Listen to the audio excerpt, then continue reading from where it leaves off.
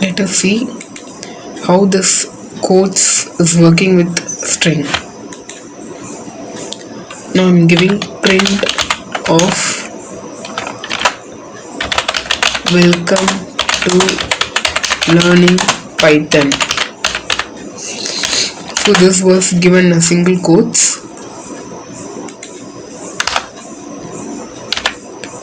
This was given in a single quotes. Press the enter key. Now see what are given in single quotes, it will be printed as it is. So welcome to learning Python got printed. Now I'm going to use the double quotes. So print of welcome to learning Python. Close the quotes. Now press the enter key and check. You'll be getting welcome to learning Python. So both the single quotes and double quotes works in the similar way. Now I want to print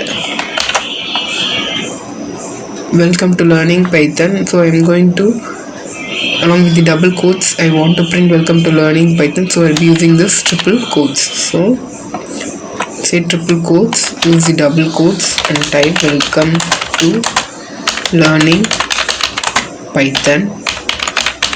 Close the double quotes and use triple quotes to close.